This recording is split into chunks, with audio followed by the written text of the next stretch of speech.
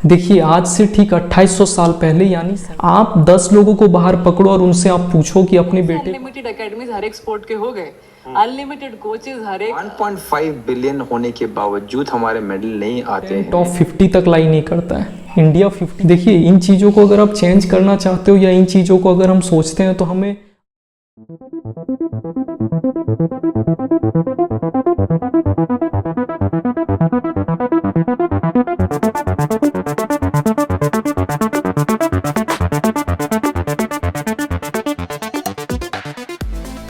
देखिए आज से ठीक 2800 साल पहले यानी 776 BC ग्रीस नाम का एक देश है जहाँ पे एक जगह है Olympia.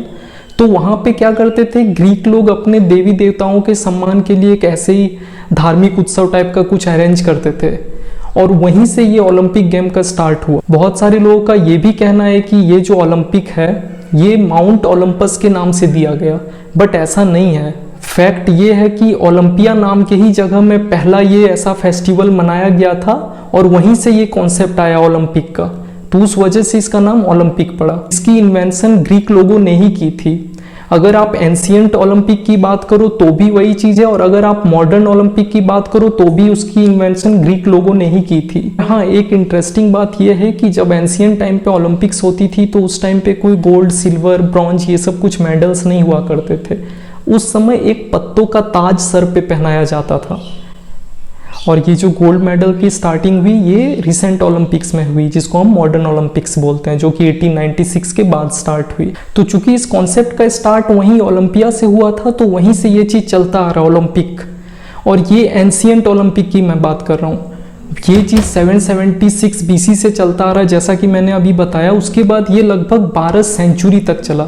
Century in the sense जैसा कि हम सभी जानते हैं सेंचुरी यानी 100 साल, तो ये लगभग 1200 साल तक चला। उसके बाद जो मॉडर्न ओलंपिक्स आया, पियर दे कुबर्तीन जिन्होंने 1896 में, हालांकि ये थॉट उन्होंने 1894 में ही प्रेजेंट किया था, लेकिन बाकी सारी प्रोसेस होते होते आफ्टर 2 इयर्स 1896 में ओलंपिक का स्टार्ट यानी मॉडर्न ओलंपिक का स्टार्ट फिर से हुआ। और ध्यान देने वाली बात यह है कि मॉडर्न ओलंपिक का भी स्टार्ट ग्रीस में ही हुआ था। देखिए अगर मैं इंडिया की बात करूं तो इंडिया का परफॉर्मेंस ओलंपिक में कुछ खास अच्छा रहा नहीं, बट एक चीज़ सोचने वाली बात है कि 1.4 बिलियन से ज़्यादा पॉपुलेशन होने के बावजूद भी अगर हमें 0 गोल्ड मेडल मिल रहा है तो ये सोचने वाली बात है, क्योंकि यूएसए को 40 गोल्ड मेडल्स हैं और वो फर्स्ट प्लेस पे है, वहीं चाइना सेकंड प्लेस पे है, that too with 40 gold medals, और हम थर्ड पे भी नहीं है, फोर्थ पे भी नहीं, टॉप 10, टॉप 20, हम टॉप 50, टॉप 60 तक नहीं है। हमारा रैंकिंग है 71st यानी 71 रैंक में हम लाई करते हैं, 0 गोल्ड मेडल और 1 सिल्वर के साथ। और वहीं चाइना की अगर मैं बात करूं, मैं चाइना से बार बार इसलिए कंपैरिजन कर रहा हूं क्योंकि चाइना भी एक एशियन कंट्रीज है और उनकी भी पॉपुलेशन हमारे इतना ही है लगभग। और देखिए बहुत सारे लोगों का ये भी कहना रहता है या बहुत जगह मैंने ये पढ़ा भी है कि वेस्टर्न कंट्रीज को थोड़ा सा एज रहता ही है ओलंपिक्स में, बट अगर आप चाइना की बात करो तो चाइना एक एशियन कंट्रीज है और चाइना को 40 गोल्ड मेडल्स हैं और 27 सिल्वर मेडल। वहीं पे इंडिया की अगर बात करूँ तो 0 गोल्ड मेडल जैसा कि मैंने अभी बताया और सिर्फ 1 सिल्वर है और हम 71st में हैं। तो ये काफ़ी सोचने वाली बात है कि हम क्यों 71st पे। अभी जब भी ओलंपिक्स होती है तो हम ये बोलते हैं कि यार इंडिया अच्छा परफॉर्म नहीं कर रही है, क्या करना चाहिए इंडिया को, ऐसे नहीं होगा, ऐसे कैसे चलेगा, हमारे में क्या कमी है। बट अगर ये चीज़ हम ओलंपिक के 3 साल 4 साल पहले पूछने लगेंगे एक दूसरे से या उसके लिए अगर हम पहले से ही कुछ करने लगेंगे तो मुझे लगता है कि आगे जाके कुछ बेटर रिजल्ट मिलेगा। पहले कुछ करने लगेंगे, इससे मैं ये कहना चाह रहा हूँ कि देखिए आप एट दैट एक्सटेंट कुछ रिजल्ट नहीं ला सकते। ओलंपिक चल रहा उस समय आप कुछ नहीं कर सकते। हालांकि इस बार गोल्ड आने का संभावना था हमारे पास, जैसे विनेश फोगाट के साथ जो केस हो गया वो तो एक मिस हैपनिंग आप कह सकते हो, वरना चांसेस तो थी। और नीरज चोपड़ा से भी हमने उम्मीद करी थी कि वो भी गोल्ड मेडल लेके आएंगे, तो एटलीस्ट हम लोग ये एक्सपेक्ट कर रहे थे कि इस बार 2 गोल्ड मेडल तो इंडिया में जरूर आएगा। देखिए अगर मैं दूसरे कंट्रीज की बात करूँ तो USA 40 gold medals, China 40 gold medals, Japan 20 gold medals, Australia 18 gold medals, France 16 gold medals, और वहीं इंडिया को 0 गोल्ड मेडल्स मिले। तो उसके पीछे ऐसा नहीं कि वहाँ पे जाके इंडिया में बहुत अच्छे प्लेयर थे, वहाँ पे जाके कुछ ऐसा हो गया। हाँ, एक दो केसेस में ऐसा हो सकता है, बट आप ऐसा नहीं कह सकते हो हर केसेस में ऐसा ही है यार, हम तो 20-25 गोल्ड मेडल्स जीत सकते थे बट ऐसा हुआ नहीं, वहाँ पे जाके चीज़ें चेंज हो गई, ऐसा बिल्कुल नहीं है। अगर हम एक्सपेक्ट भी कर रहे थे या हमारी एक्सपेक्टेशन भी थी, तो हमारी एक्सपेक्टेशन बस 2 गोल्ड मेडल्स की थी, और हम एक्सपेक्ट कर रहे थे कि 2 डिजिट में हम टोटल मेडल्स लेके आएंगे। टोटल मेडल्स यानी गोल्ड, सिल्वर और ब्रॉन्ज। और देखिए, एक दो फैक्टर्स नहीं है हमारा जो ये ओलंपिक्स में रिजल्ट है या जो हमारा ये हाल है ओलंपिक्स में, एक दो फैक्टर्स नहीं है, काफ़ी फैक्टर्स हैं, और इन काफ़ी चीज़ों को आपको समझना होगा। देखिए, एक चीज़ तो हम सब लोगों को एक्सेप्ट करना चाहिए कि हमारी माइंडसेट थोड़ी कंजर्वेटिव है as compared to other countries. मैं दूसरे से कंपेयर नहीं कर रहा हूँ, बट आप थोड़े अलग नज़रिए से चीज़ों को देखो। आप अपने आसपास, अपने अराउंड देखो कि स्पोर्ट्स को लेकर लोगों में कितना झुकाव है। आप ये पाओगे कि स्पोर्ट्स को लेकर बहुत कम झुकाव है।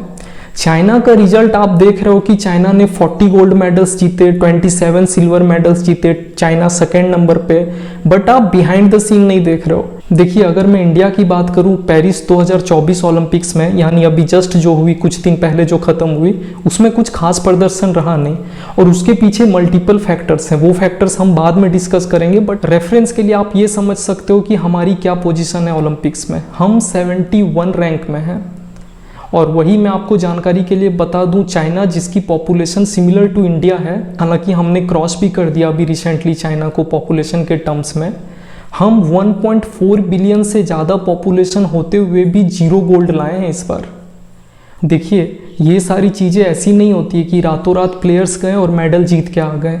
इन सारी चीज़ों के पीछे काफ़ी मेहनत होता है। काफ़ी मेहनत से मैं ये कहना चाहता हूँ, मेहनत सिर्फ एथलीट्स लोगों की नहीं, मेहनत सिर्फ प्लेयर्स की नहीं, मेहनत उनके फैमिली की, उनके सोसाइटी की, उनके स्कूल की, उनके स्टेट गवर्नमेंट की, उनके कंट्री की, उनके गवर्निंग अथॉरिटीज़ की, हर सारी चीज़ों का बहुत बड़ा रोल रहता है। अगर मैं डेटा की बात करूँ तो आपको जान के शायद थोड़ा शॉकिंग लगे, चाइनीज़ गवर्नमेंट की जो बजट थी वो लगभग 26,000 करोड़ थी स्पोर्ट्स कोटा के लिए। वहीं पे अगर मैं इंडिया की बात करूँ तो सिर्फ 3,500 करोड़ थी, 3400 करोड़ के आसपास। अगर आप रफली देखो तो ये लगभग 7 गुना है। तो ये तो आप सिंपली समझ सकते हो कि कोई भी कंट्री, कोई भी गवर्नमेंट इतना ज़्यादा अगर अपने प्लेयर्स पे खर्च कर रही है तो उनको किसी ना किसी फॉर्म में आउटपुट तो जरूर मिलेगा, चाहे वो मेडल्स के फॉर्म में मिले या किसी और फॉर्म में। चाइना के पास 1.5 लाख से भी ज़्यादा स्टेडियम है। वहीं आप इंडिया की बात करोगे तो इंडिया के पास रफली 1000 स्टेडियम्स हैं, और उसमें से भी ज़्यादा क्रिकेट ओरिएंटेड स्टेडियम है।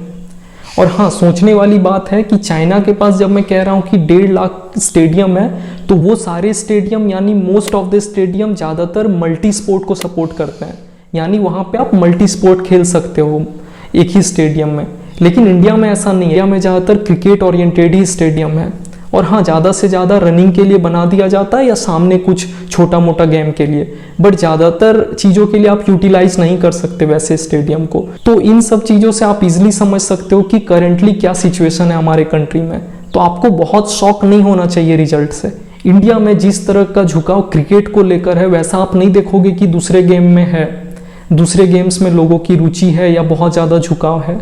तो प्राइमरी रीज़न तो आप यहीं देख लिए, जिस तरह यहाँ पे आईपीएल आने से सारे यूथ को ये लगता है कि एक बहुत बड़ा फेस्टिवल आ गया, अब तो अपना मस्त टाइम पास होगा या अब तो 1 महीने कोई टेंशन ही नहीं, वैसे आप किसी और गेम को लेकर नहीं सुनोगे।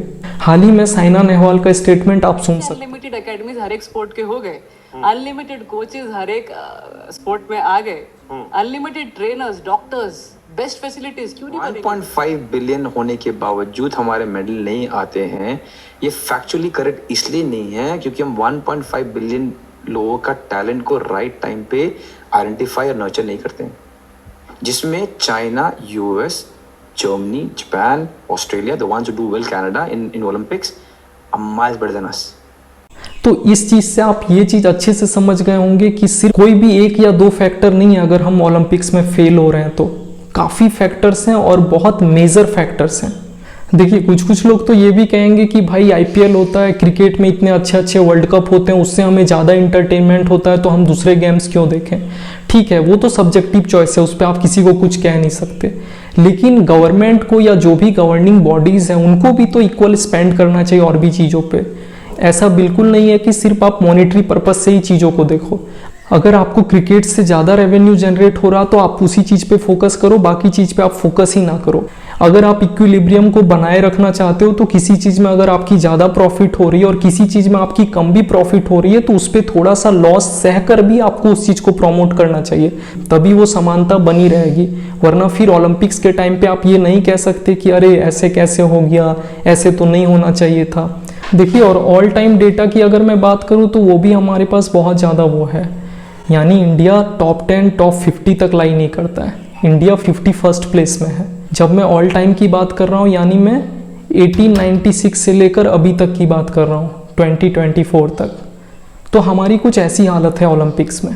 देखिए, इन चीज़ों को अगर आप चेंज करना चाहते हो या इन चीज़ों को अगर हम सोचते हैं तो हमें आज नहीं बल्कि 2028 में जो ओलंपिक्स होगा उसके लिए हमें आज से तैयारी करना चाहिए। और हाँ, जब भी इलेक्शन हो, जब भी लोकल अथॉरिटीज़ आए तो उनसे हमें ये क्वेश्चन पूछना चाहिए कि भाई स्पोर्ट्स के लिए आप क्या कर रहे हो या आपकी मैनिफेस्टो में स्पोर्ट्स के लिए क्या है। जब हमारे यहाँ से कोई एमएलए हमारे यहाँ पे आए वोट मांगने के लिए तो हम उनसे ये चीज़ पूछ सकते हैं, ठीक है। उनसे हम डायरेक्ट ये चीज़ नहीं पूछ सकते हैं कि तुम हमारे लिए क्या करोगे। तो फिर ऑब्वियसली आपको तो फिर निराशा झेलना ही पड़ेगा, आपको तो डिसअपॉइंटमेंट होगा ही, उसमें कोई नई बात नहीं है। जब बजट प्रेजेंट होती है सबसे बेस्ट टाइम होता है उस टाइम क्वेश्चन पूछने के लिए, स्पोर्ट्स के लिए क्या बजट एलोकेट कर रही है गवर्नमेंट, तो चीज़ें थोड़ी बहुत सही हो सकती है। ऐसे बस रिजल्ट आने के टाइम पे अगर हम सोचेंगे या हम ये बोलेंगे कि भाई रिजल्ट नहीं आ रही है, ऐसा हो रहा वैसा हो रहा, तो मुझे ये बहुत सेंसिबल नहीं लगता है।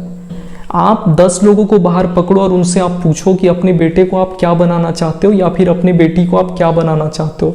आप 100 लोगों को पकड़ के एक नॉर्मल सर्वे कर सकते हो। चलो 100 तो बहुत दूर की बात हो गई, आप बस 10 लोगों को पकड़ कर देखना, उसमें से आप देखना मुश्किल से 2 का ही आंसर आ सकता है स्पोर्ट्स के तरफ, वरना 8 लोग कुछ और बताएंगे। हाँ, ज़्यादातर लोग तो यही बताएंगे कि गवर्नमेंट डॉक्टर, इंजीनियर या फिर गवर्नमेंट जॉब की प्रिपरेशन करवाएंगे, IAS IPS बनवाएंगे, यही सब चीज़ों में। तो उस कंट्री में आप बहुत खास एक्सपेक्ट भी नहीं कर सकते हो, और उस चीज़ को एक्सपेक्ट करने के लिए आपको थोड़ा सा ये थॉट को ब्रॉड करना होगा। आपको इन द सेंस मैं हम सारे लोगों की बात कर रहा हूँ। नॉर्मली पेरेंट्स को अपने थॉट्स बदलने होंगे, हम सारे लोगों को। और पेरेंट्स भी थॉट्स तभी बदलेंगे या उनका इंक्लिनेशन स्पोर्ट्स के तरफ तभी होगा जब उनको कुछ अच्छा रिजल्ट दिखेगा उस चीज़ में, और उस रिजल्ट को दिखाने के लिए गवर्नमेंट का बहुत बड़ा हाथ हो सकता है। तो सबसे पहला स्टेप हमें तो यही करना चाहिए कि आप अपने लोकल अथॉरिटीज़ से पूछो कि स्पोर्ट्स के लिए वो क्या कर रहे हैं। आप अपने MLA से पूछो, अपने MP से पूछो। जब CM का इलेक्शन हो यानी जब MLA का इलेक्शन हो तो आप अपने MLA से पूछ सकते हो कि आपके मैनिफेस्टो में स्पोर्ट्स के लिए क्या है, आप स्पोर्ट्स के लिए क्या करोगे। या फिर कोई करंट MLA आपसे वोट मांगने के लिए आते हैं अपकमिंग इलेक्शन के लिए, तो आप उनसे पूछ सकते हो कि पिछले 5 साल में आपने स्पोर्ट्स के लिए क्या किया। तो वो सारी चीज़ें वहाँ से स्टार्ट होगी। ऐसे सिर्फ करंट टाइम पे सोचना ये मुझे बहुत सेंसिबल नहीं लगता है। बस मैंने चाइना की बात की और इंडिया की बात की। अगर मैं दूसरे कंट्रीज़ के रेफरेंस में इंडिया की बात करूँ तो हम वाकई काफ़ी पीछे हैं। सिर्फ मैं मेडल के रेस्पेक्ट में नहीं बोल रहा हूँ कि हम पीछे, हम सारी कोशिशों के वे में बहुत पीछे हैं, हम प्रैक्टिस के वे में बहुत पीछे हैं। अगर हम जर्नी में ही बहुत पीछे हैं तो डेस्टिनेशन में ऑब्वियसली हम पीछे रहेंगे। तो अगर डेस्टिनेशन में हमें आगे रहना है तो ऑब्वियसली हमें जर्नी में आगे रहना होगा, प्रैक्टिस में हमें आगे रहना होगा।